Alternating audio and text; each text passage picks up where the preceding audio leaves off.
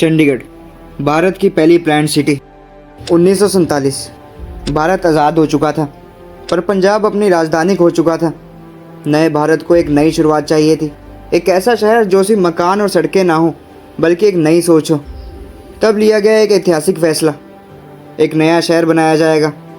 नाम रखा गया चंडीगढ़। ये था भारत की पहली प्लान्ड सिटी।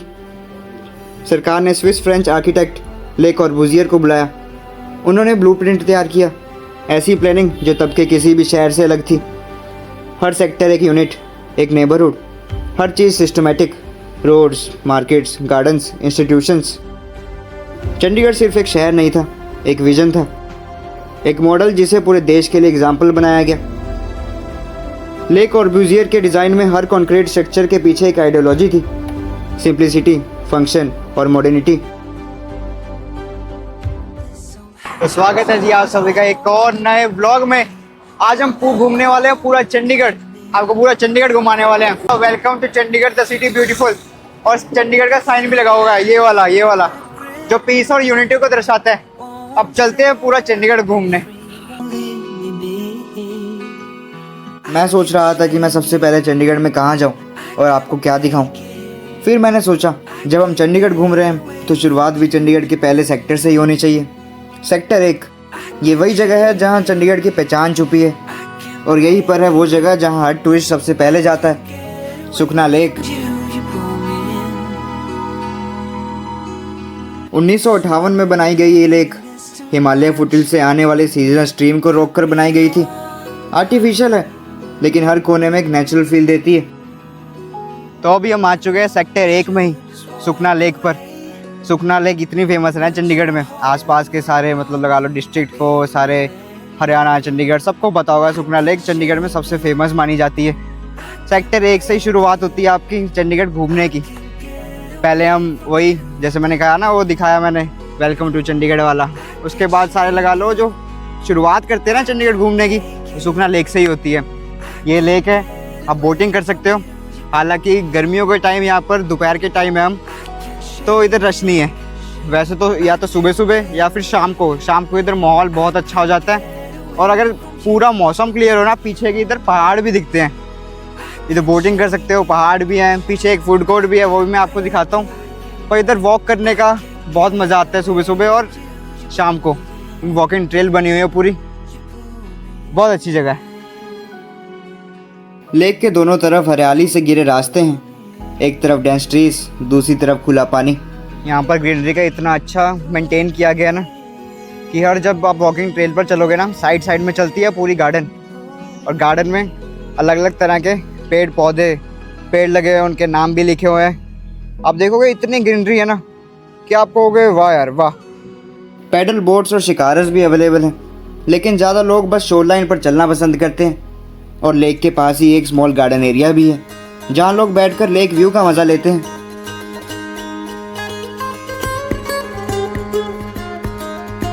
तो ये है सुखना लेक का फूड कोर्ट। यहाँ पर काफ़ी सारे आउटलेट्स है खाने पीने के। एक सोवनियर शॉप भी है जहाँ पे आप चंडीगढ़ के सोवनियर्स ले सकते हो। खाने पीने के आउटलेट्स हो गए। और जैसे ही आप सुखना लेक के अंदर एंटर करते ना, इधर आप एक छोटा सा थीम पार्क भी बना हुआ है बच्चों के लिए। काफ़ी सारी राइड्स हैं, काफ़ी बच्चों को मज़ा आने वाला है।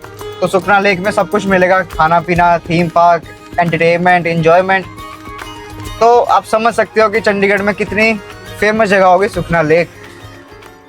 सुखना लेक से बस कुछ ही कदम दूर चंडीगढ़ का एक और हिस्सा जो थोड़ा कम सुना गया है लेकिन देखने लायक ज़रूर है, वो है बर्ड पार्क। ये जगह लेक से सिर्फ 500 मीटर के फासले पर है। एंट्री टिकट 50 रुपये की है सिर्फ, लेकिन अंदर का माहौल काफ़ी बड़ा लगता है। गेट से अंदर जाते ही एक अलग ही सुकून मिलता है। लंबे ग्रीन इनक्लोजर्स, क्लीन पाथवेज और हर तरफ से आती बर्ड्स की आवाज़ें। तो हम अभी आ चुके हैं सेक्टर 1 में ही, सुखना लेक से सिर्फ 500 मीटर दूर वो आता है बर्ड पार्क। बर्ड पार्क में सारी बर्ड देखने को मिलेंगे, सारे बर्ड, सारा नेचर देखने को मिलेगा।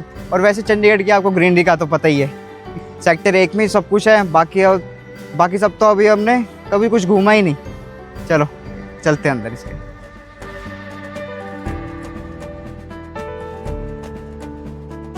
ये पार्क स्पेशली इस तरह डिज़ाइन किया गया है कि बर्ड्स को उनका नेचुरल एनवायरनमेंट मिले।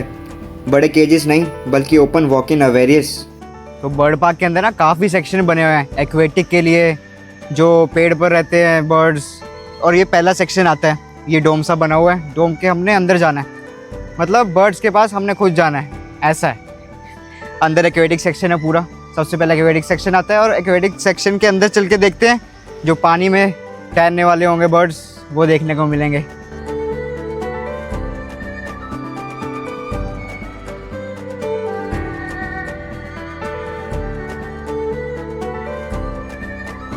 काफ़ी अच्छा बना हुआ ना, इतना बड़ा डोम है, उसके अंदर पूरे एक्वेटिक एनिमल्स हैं, एनिमल्स कह रहा हूँ, बर्ड्स हो गए, ये तैर रहे हैं सारे।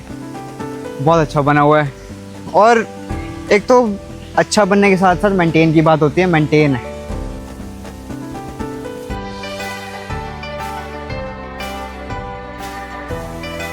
एक्वेटिक सेक्शन के बाद आता है टेरेस्ट्रियल सेक्शन।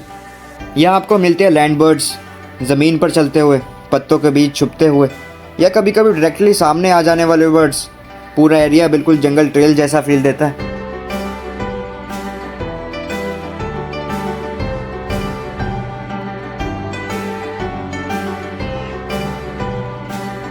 यहाँ बर्ड पार्क के आखिर में सब कुछ हम विजिट करके आ चुके हैं। आखिर में आती है एक कैंटीन, यहाँ पर आप कुछ भी खा सकते हो।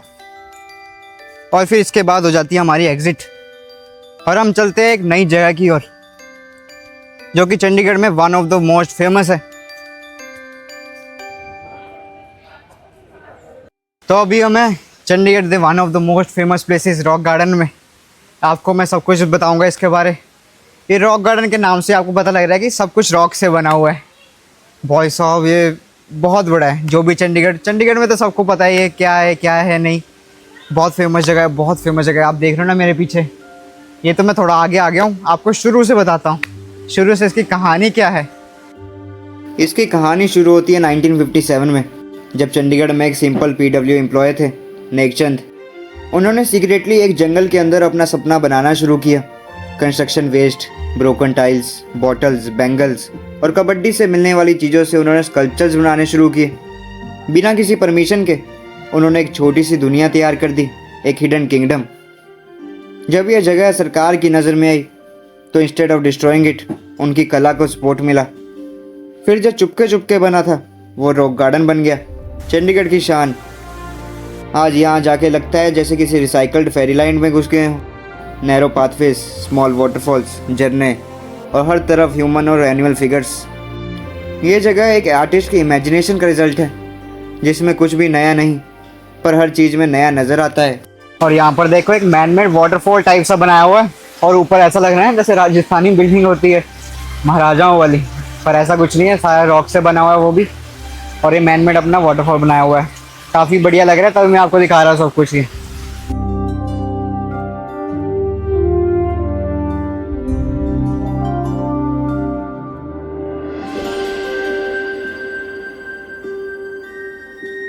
यहाँ पर एक एक चीज़ रॉक से बनी हुई है। सारा इंडस्ट्रियल वेस्ट जो होते हैं, टाइल्स होती हैं, सिरेमिक पॉट्स हो गए, सारे रॉक्स, सब कुछ वेस्ट से बना हुआ है। और रॉक्स तो है ये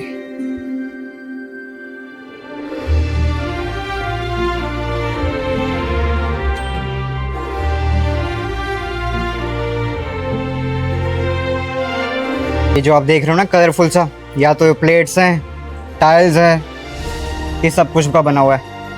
मतलब वेस्ट जो कंपोज ऑफ करना था वो इधर यूज़ आ गया सारा।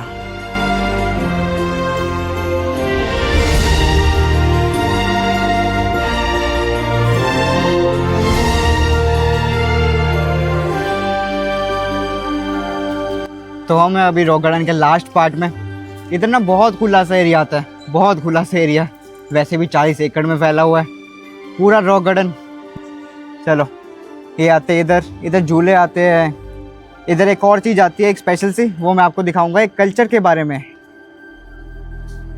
लास्ट पार्ट में ना रॉक गार्डन की, यहाँ पर एक ना छोटा सा म्यूजियम टाइप सा बना हुआ है, आप लगा सकते हो कि इधर राजस्थानी कल्चर देखने को मिलता है। एंट्री और इधर से एग्जिट हो जाएगी। आ जाओ दिखाता हूँ आपको।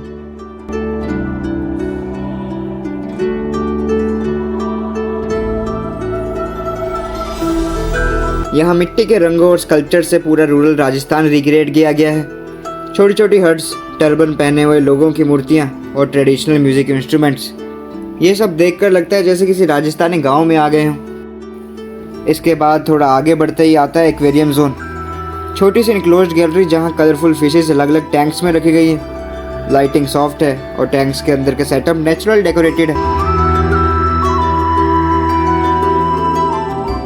और एग्जिट की ओर जाते जाते आता है डोल म्यूजियम, वो भी वेस्ट और रॉक से बना हुआ।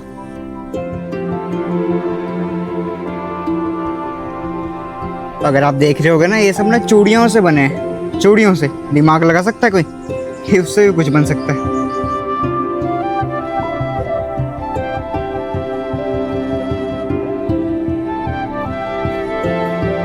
रॉक गार्डन के पास एक छोटी सी जगह है जिसे सारे गेड़ी रूट बोलते हैं।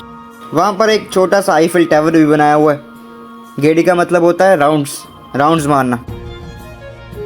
तो ये देख लो, इसको कहते हैं, ये छोटा सा आईफिल टावर सा बना हुआ है, एक रेप्लिका सेक्टर 10 में। इसको गेड़ी रूट कहते हैं। इसके साथ में जैसे पार्किंग लॉट है ना, इधर कभी कभी कार फेस्ट से भी होते हैं, कार के इवेंट में भी होते हैं।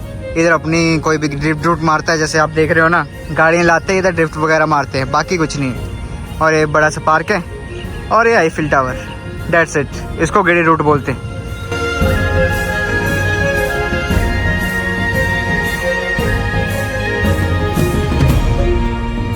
इसके बाद हम निकलते हैं चंडीगढ़ के एक बिल्कुल अलग मूड वाले कॉर्नर की तरफ, सेक्टर 15 की पटेल मार्केट। ये मार्केट चंडीगढ़ के सबसे पुराने और लोकल फील वाले बाजार्स में से एक है। यहाँ कोई शोरूम या मॉल वाली साइड नहीं है, लेकिन हर चीज़ मिलती है, वो भी बजट में। मार्केट के अंदर घुसते ही दोनों तरफ कपड़ों की शॉप्स, स्ट्रीट फूड स्टॉल्स और हर तरह के जनरल स्टफ्स बिकता हुआ मिलता है। ये जगह स्टूडेंट्स के बीच काफ़ी पॉपुलर है, स्पेशली पंजाब यूनिवर्सिटी और पीजीआई के आसपास रहने वाले लोग यहाँ रोज़ आते हैं। पटेल मार्केट की खास बात है यहाँ का हसल, छोटी दुकानों के बीच में चलती bargain deals, loud vendor calls और कॉन्स्टेंटली चलती शॉपिंग। जब मैं पटेल मार्केट से निकल रहा था तो एक ही थॉट आ रहा था मन में, अगर चंडीगढ़ के बाज़ारों की बात हो रही है तो शास्त्री मार्केट को कैसे भूल सकते हैं। सेक्टर 22 की ये मार्केट बचपन से लेके आज तक चंडीगढ़ के लोगों की शॉपिंग मेमोरी का पार्ट रही है। जैसे ही अंदर घुसते हो एक अलग ही वाइब मिलती है, हर तरफ कपड़ों की शॉप्स और सब कुछ एक ही लाइन में। शास्त्री मार्केट में पता क्या है कि अगर आप अंदर चले गए ना, अगर गुम गए तो वापस आने का छोड़ दो, मतलब लोकल बंदा तो आ ही जाएगा, टूरिस्ट को थोड़ी प्रॉब्लम होगी, वो पूछ के आएगा वो कहाँ है जी, वो कहाँ है और वो कौन सी दुकान है। लेकिन ये गलत फहमी मत रखना कि ये मार्केट सस्ती है। नाम तो लोकल मार्केट का है, लेकिन यहाँ रेट फुल प्रीमियम वाले मिलते हैं। सस्ता कुछ नहीं है, पर वैरायटी की कोई कमी नहीं है। सेक्टर 22 के क्राउडेड मार्केट के बाद मुझे एक शांत जगह चाहिए थी, और चंडीगढ़ में अगर सुकून चाहिए हो तो एक ही नाम याद आता है, रोज़ गार्डन। सेक्टर 16 के बीचों बीच बसा हुआ ये गार्डन चंडीगढ़ का सबसे पीसफुल और ग्रीन स्पेस है, जिसे officially Zakir Hussain rose garden कहते हैं। अभी हम आए तो थे रोज़ गार्डन, हालांकि इधर रोजेस वगैरह मतलब ज़्यादा है नहीं, इधर ना अलग अलग तरह के फ्लावर्स होते हैं, पर आजकल ज़्यादा ही गर्मी पड़ रही है ना, तो वो सारे सड़ जाते हैं। हालांकि इधर ना फेब में होता है मेरे ख्याल से रोज़ फेस्टिवल, 26, 27, 28 या 21, मतलब 20 से लेके 30 के बीच में ऐसे ही रोज़ फेस्टिवल होता है। तब बहुत रश होता है इधर, और तब पूरे रोजेज वगैरह अलग अलग तरह के फ्लावर्स सब कुछ होते हैं। आप देख रहे हो ना, पूरा बड़ा ये रोज़ गार्डन ही है, कोई एंट्री टिकट नहीं है, अ टाइप ऑफ पार्क, बस अलग अलग तरह के ये फ्लावर्स हैं। ये वाले तो फिर भी हैं, ये तो फिर भी दिख रहे हैं, उधर भी है उधर भी है, आगे मतलब काफ़ी तरह के हैं, और उसका नाम भी लिखा हुआ है साथ में, ये अच्छा किया। वैसे आप सर्च करते हो ना most famous places in Chandigarh, तो उनमें से एक ही है ये, पर आप इसको स्किप भी कर सकते हो। गर्मियों में तो खासकर, गर्मियों में इधर ज़्यादा भी बंदे नहीं आते हैं, या तो सुबह सुबह ज़्यादा ही वॉक करने आते हैं लोग, और शाम को तो चलो होता ही है कि सारे लोग वॉक करने आते हैं, लोकल्स या बाहर के भी लोग आते हैं, जो भी टूरिस्ट। बाकी आप स्किप कर सकते हो, ऐसा कुछ खास नहीं है। बाकी जब रोज़ फेस्टिवल होता है फिर ज़रूर आओ।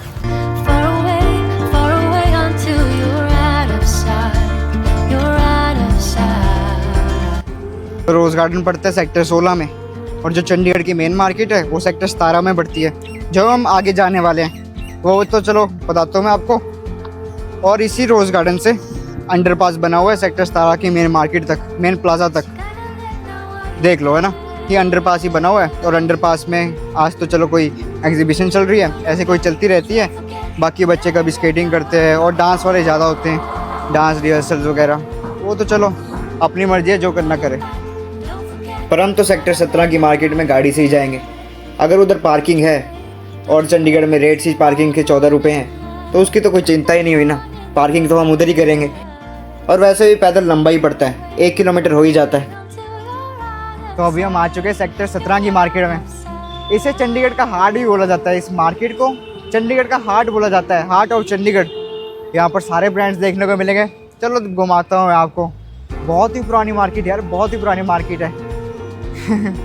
चलो, इस तो बिल्डिंग से ही पता लग जाता है बहुत पुराने हैं। ये तो फिर भी ठीक है, जो आगे चलेंगे ना आपको फिर पता लगेगा। ये वही जगह है जहाँ चंडीगढ़ ने अपनी शॉपिंग और आउटिंग कल्चर की शुरुआत की थी। शहर के बीच में बसा हुआ ये मार्केट एक ज़माने में चंडीगढ़ का सीपी माना जाता था।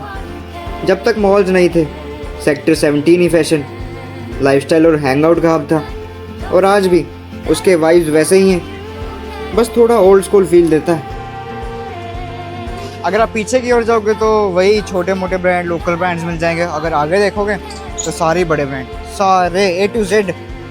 ऐसा कोई ब्रांड नहीं जो इधर नहीं, मतलब ज़्यादा भी प्रीमियम नहीं, जैसे गुची, प्राडा वगैरह हो गया वो नहीं, अरमानी वो नहीं। वैसे एलन सोली हो गया, बाटा हो गया, पार्क एवेन्यू, वैन ह्यूसन, ऐसे सारे स्केचर्स, एसिक्स सारे मिल जाएंगे। और ये बहुत पुराने हैं, कब से बैठे हैं यहाँ पर। फिर हम चलते हैं चंडीगढ़ के एक और हिस्से में, काफ़ी मॉडर्न हिस्सा, चंडीगढ़ के सबसे बड़े मॉल इलांटे मॉल में। यहाँ लोग सिर्फ शॉपिंग के लिए नहीं आते, किसी को बस थोड़ा घूमना होता है, किसी को कॉफ़ी पे टाइम पास करना, और कुछ लोग बिना वजह भी आ जाते हैं बस मॉल का वाइब लेने, जैसे मैं। ये जगह क्लीन है, ओपन है, और हर एज के लोग मिल जाते हैं, स्टूडेंट्स, फैमिलीज, कपल्स, सब। कहीं कोई अपने बच्चों के साथ आइसक्रीम खा रहा होता है, तो कहीं कोई ग्रुप मूवी के बाद सेल्फीज ले रहा होता है। ये मॉल चंडीगढ़ के लोगों का सिंपल सा एस्केप बन गया है, शहर के बीच एक रिलैक्स स्पेस।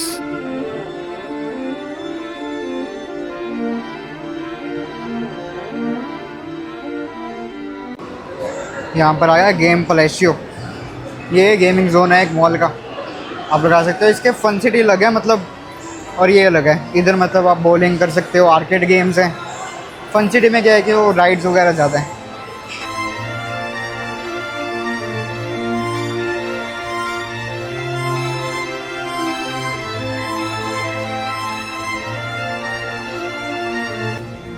ये मॉल 20 एकड़ में फैला हुआ है, और it is 7th largest mall in northern India and 10th largest mall in India. मतलब पूरे इंडिया में 10th लार्जेस्ट है।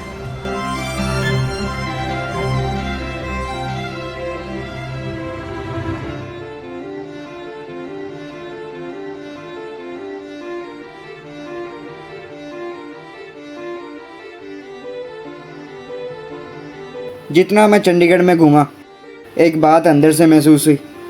ये शहर सिर्फ अच्छे बिल्डिंग्स और क्लीन रोड्स का एग्जाम्पल नहीं है, ये एक तरीके की सोच है जहाँ हर चीज़ अपनी जगह पर है, बिना शोर, बिना जल्दी।